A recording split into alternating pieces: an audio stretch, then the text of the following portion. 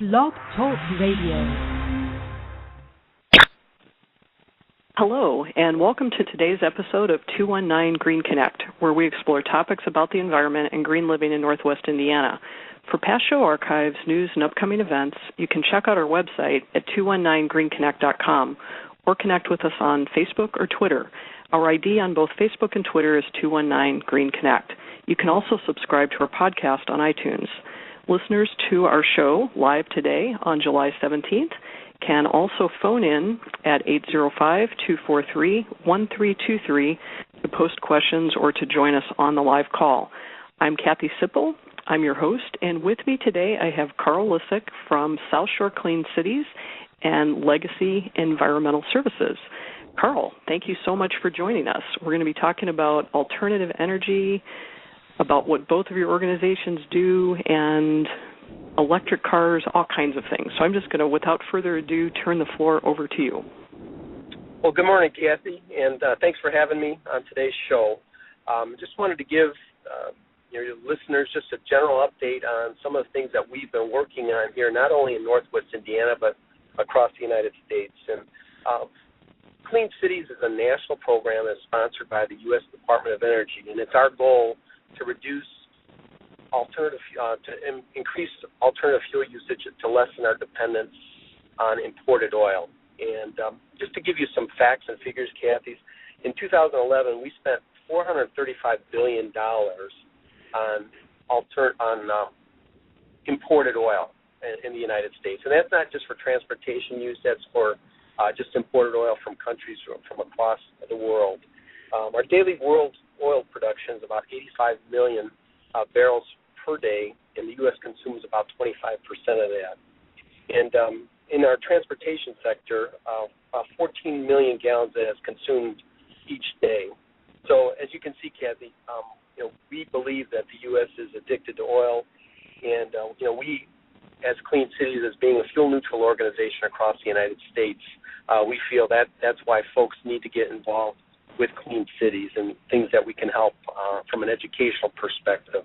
The good news, however, is that our dependence on foreign oil is declining. In 2010, we imported less than 50% of the oil our nation consumed, and that was the first time that's happened in 13 years.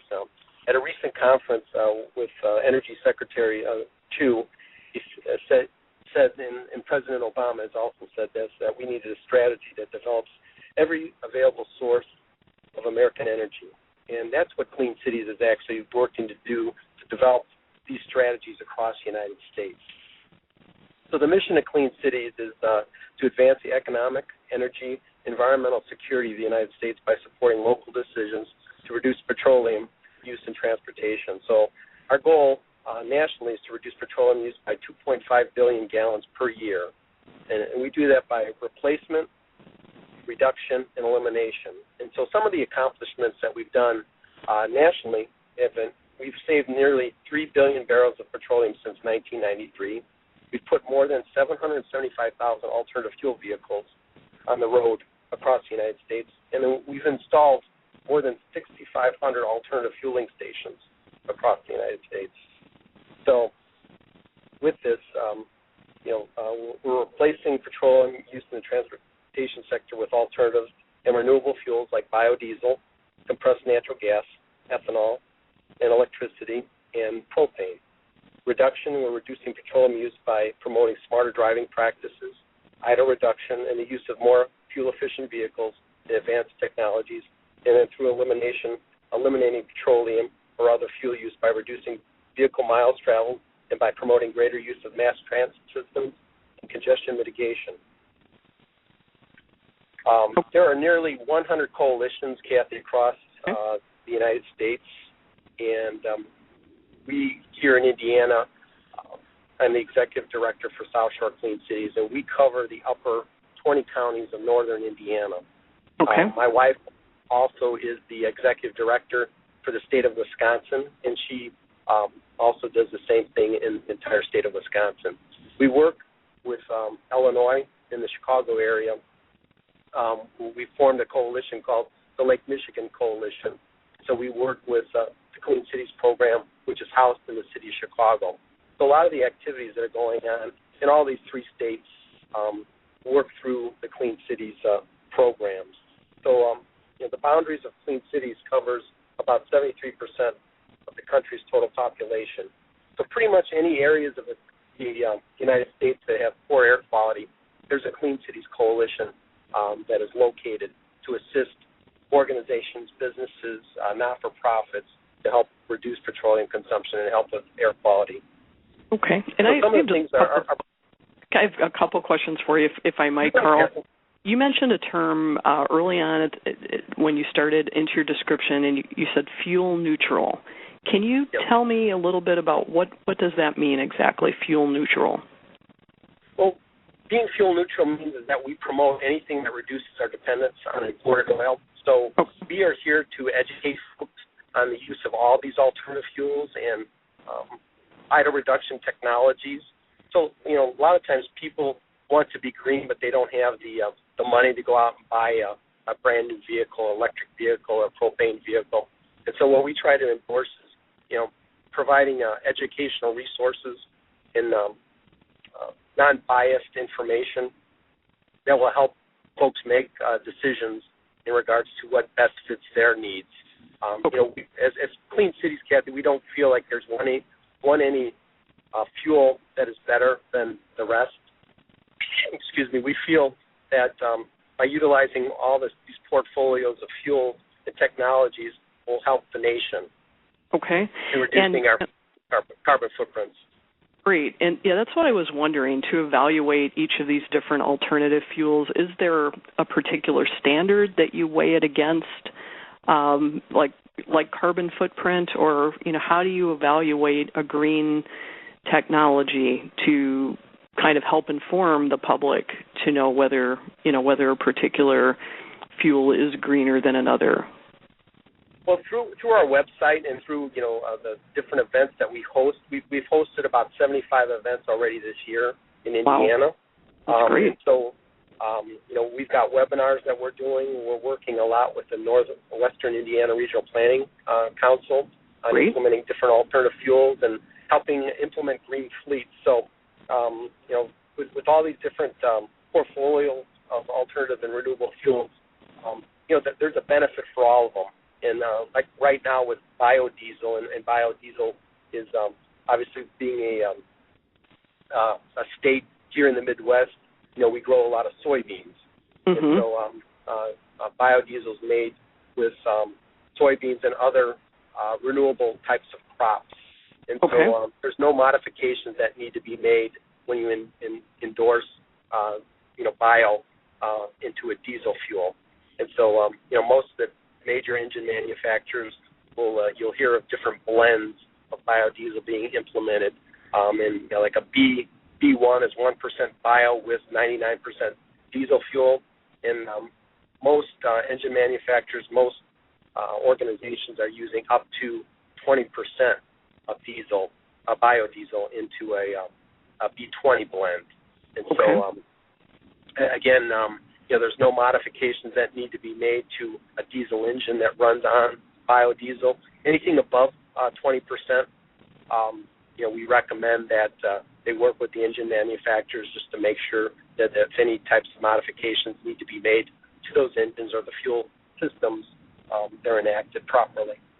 Okay, yeah, it just sounds like there's many, different angles to green, and I say as part of my statement on 219 Green Connect that, I acknowledge green comes in a lot of shades, and I respect anybody who's working on, getting the answers, so I really, support the work that you're doing.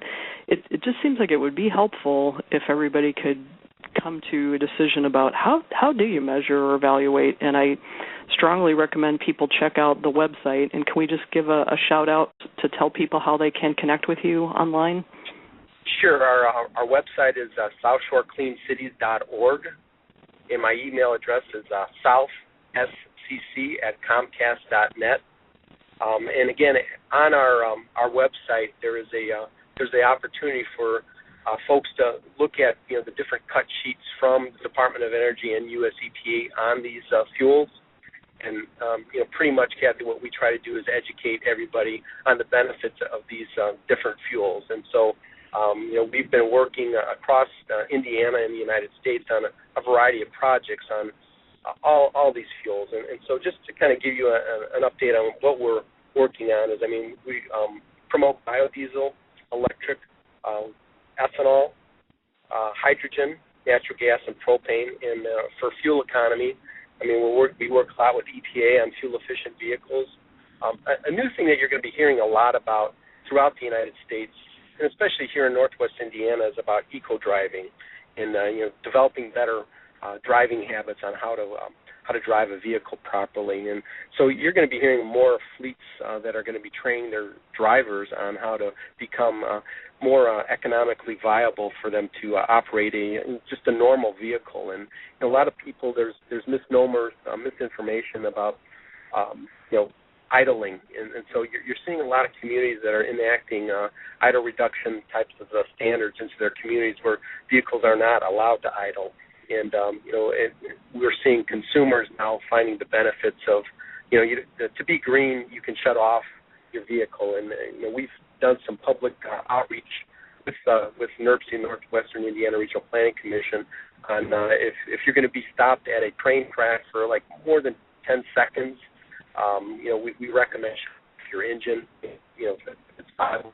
We see a lot of people at schools dropping their kids off and, idling their vehicles, waiting for their kids either to, leave the car or get into the vehicle when they're picking them up from daycare. And, these short trips waste a lot of fuel. And so, again, I think you're going to be seeing a lot more training on eco-driving, a lot more fleets implementing different types of acceleration standards into their policies and procedures and stopping procedures. So this is a new term that you're going to be hearing a lot more, Kathy. Okay.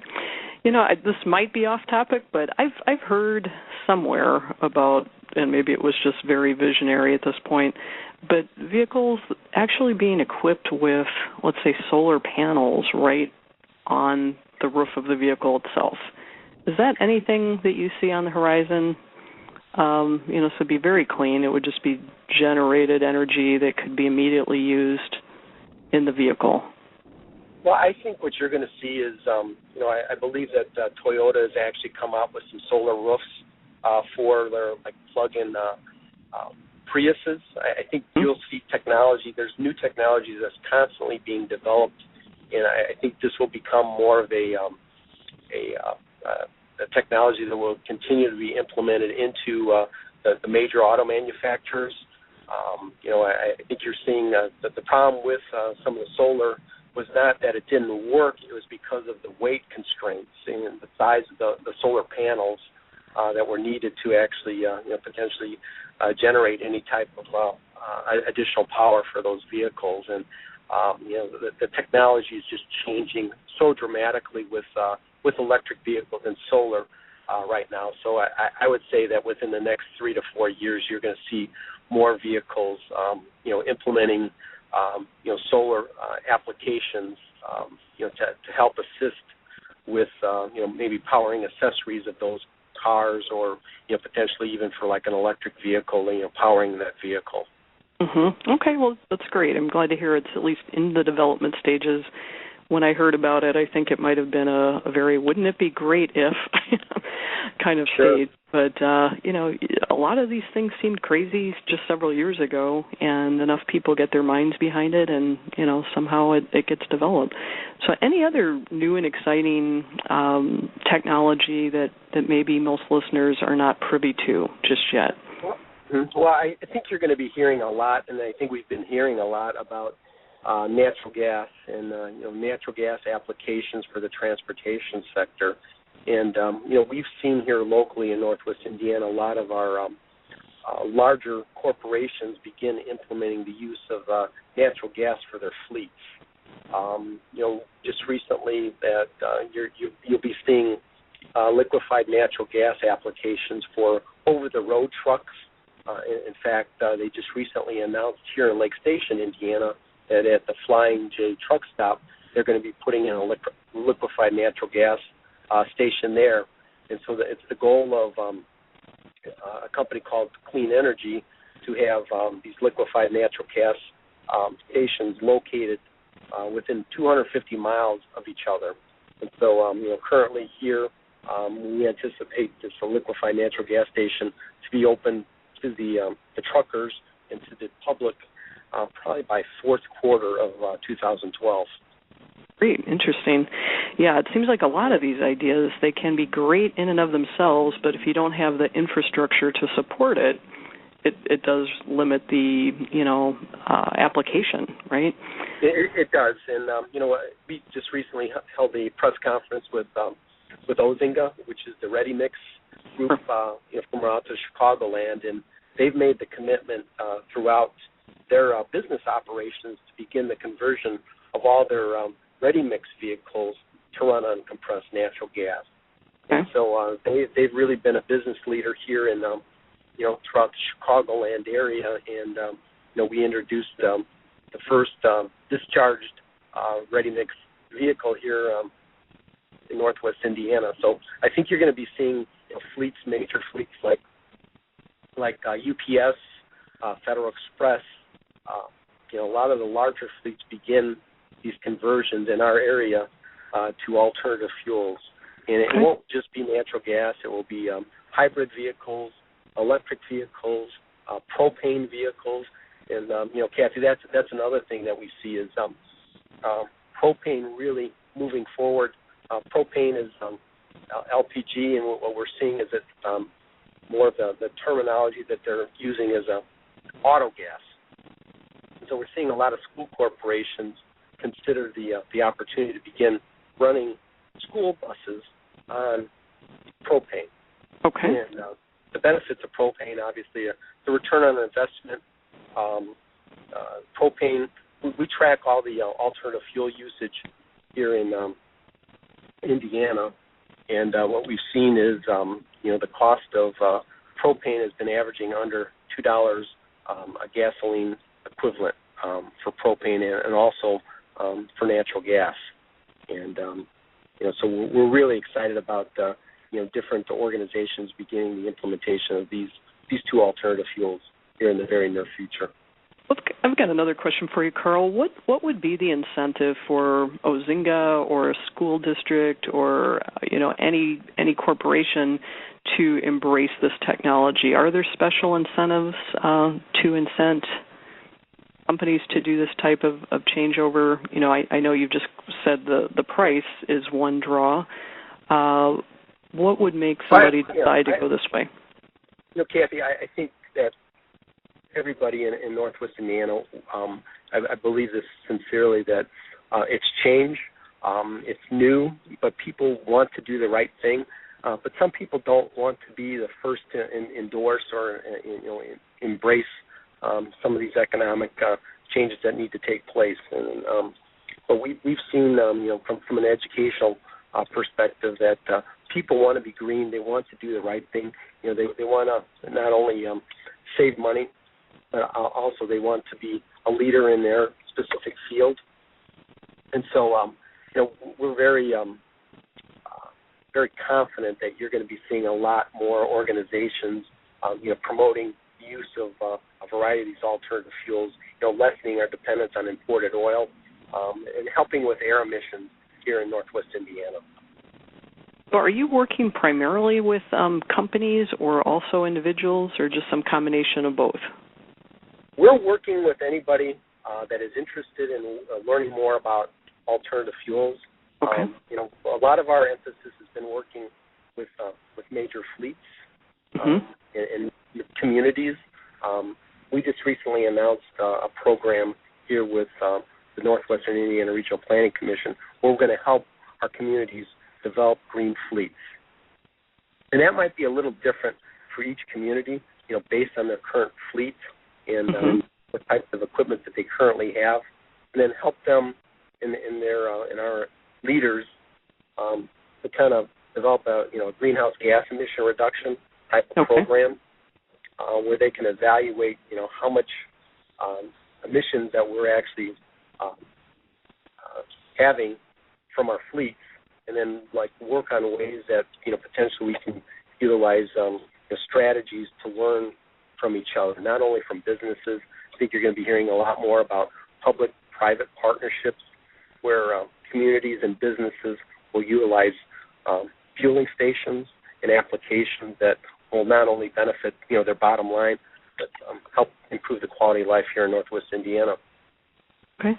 So who would your primary contact be within, I live in Valparaiso, for instance. Would that be an economic development director or somebody else that would take that initial first step to see about how to clean up an area's, air emissions? Well, I think, the city of Valparaiso has been very progressive. Mayor Costas has been, very much an environmental advocate, and we've been working with the city in regards to, different types of implementation of alternative fuels. But I think what we're seeing is, a lot of times it does start at the top with our communities and with our businesses. The people that want to implement and learn about, alternative fuels and, things that are going on across, not only Indiana but across the nation. We've either reached out to them or they've reached out to us and provided different educational resources. And, we've got a whole host of events planned for the remainder of the year with these organizations. So it's not only, the boards, it's not only the mayors, it is sometimes the economic development groups, it is fleet directors, and it is the consumers. And, okay. Part of what we've seen, Kathy, too, is, there's been a big push for electric vehicles across our nation. And, one of the things that we had the honor of working on here in Northwest Indiana was we worked with 15 communities throughout northern Indiana, and we had applied for a grant to actually get 15 electric cars. So these were cars that were awarded to 13 different communities here in Lake LaPorte and Porter County. And so now we're working with these communities to start the implementation of electric charging stations. Okay. Excuse me. And so, we've been working a lot with NIPSCO. You've heard NIPSCO is, they have a program called the In-Charge Program. And for consumers who are considering purchasing an electric car, they have an incentive. And that incentive is that they will put a level 2 charging station into someone's home that will allow them to actually charge their vehicle, a lot quicker. And then they will offer, this program also offers free charging between the hours of 10 p.m. to 6 a.m. So basically you can drive an electric car and it won't cost you anything. And so they don't charge you for the electric on that charger between the hours of 10 p.m. and 6 a.m.? Is that what correct. I understand? Wow. That's okay. Correct. And so that is a big initiative. I believe right now there's about 40 environmental advocates that have purchased electric vehicles here in throughout northern Indiana. And so we're working with them, to help educate a lot of the car dealerships as some of these new electric vehicles become available. Mm-hmm. There's 23 new electric vehicles that will be available across northern Indiana here before the end of the fourth quarter. So, we continue to see new vehicles being implemented, and that will, potentially help, communities, individuals, and businesses. And, the next phase of that will be public charging stations. And so, NIPSCO will be doing a webinar actually on the 23rd of July, next Monday, where we're going to be talking about the implementation of these vehicles, an overview of NIPSCO's In-Charge program, and then they'll be describing their next phase of their public charging. And then what we're trying to envelop and develop is just a way that people that are interested in electric vehicles can utilize this as like an electric vehicle forum. And so our goal really is that we will be able to have public electric charging stations, connect us all the way to Milwaukee, and then all the way south, like to Indianapolis, and then east into Michigan. So we're working not only with NIPSCO, but we're working with all the environmental and electric advocates to really put in a network of public charging stations, and then people that want to implement home charging stations that they can actually take advantage of NIPSCO's current program. And we do drive an electric vehicle, and we just recently had a electric charging station put into our home, and it was extremely painless, very efficient. We've been very happy with the charging station and the performance of the electric vehicle. Well, that's great. Sounds like a really good event for somebody who wants more in-depth information and is toying around with the idea of making this conversion. If you're just joining me, my name is Kathy Sipple. You're listening to 219 Green Connect, and my guest today is Carl Lisek from South Shore Clean Cities and Environmental Legacy Services. We're talking about clean energy being brought to the region of Northwest Indiana and also statewide, and Carl's doing work around the Chicagoland area and even up into Wisconsin. So these results are definitely beyond just our very local area. And Carl, if somebody wanted to attend that webinar, sign up via your website, or what would be the best way for them to get information? Yes, actually we'll be putting out a press release probably today on this webinar, in Argonne National Laboratories. We'll be speaking, NIPSCO, myself, and then Kathy Luther, who you know very well, Kathy. Sure. Will be representing NIPSC on this. And so really our goal is to help our communities to get EV ready, to educate them, and then later in August we're actually going to be hosting a first responder course for our first responders to make them, in case there are any type of emergencies with electric vehicles, to make sure that our first responders know how to potentially react to an incident or an accident. And so, we're trying to help communities become with ordinances and just get them the most up-to-date information that's available here in northern Indiana. So, but yes, if you go to our website, southshorecleancities.org, and go to the events, you can register to attend this webinar, and it'll start on the 23rd of July at 10 a.m. And, like I said, it'll give you an update of where we're at with electric vehicles, and then give you some advance notice of where we're going with electric vehicles here in Northwest Indiana. Good. And I just want to say, too, you are a membership-supported organization. Is that correct?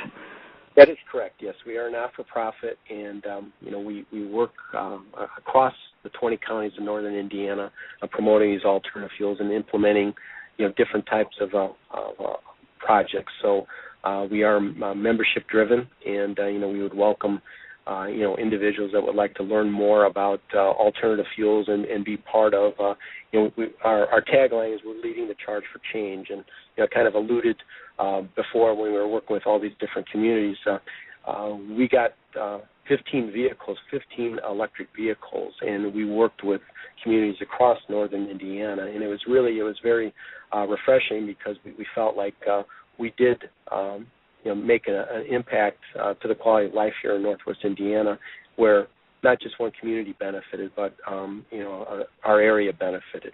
And that's what we're really trying to do across northern Indiana, is collectively work on implementing these changes for transportation. Well, it makes sense. I mean, air doesn't know when it's passing over a city or county or state boundary, right? So good idea to work the region. Well, Carl Lisek from South Shore Clean Cities, I want to thank you for joining us. We're nearly at the end of our show today. We've got a lot more issues to explore in the future, I'm sure, so I hope you'll come back and join us. Again, if you're just joining in, my name is Kathy Sipple. This has been another episode of 219 Green Connect. You can find out about more episodes, issues, news, and events at our website, www.219greenconnect.com. Thanks so much, and tune in soon.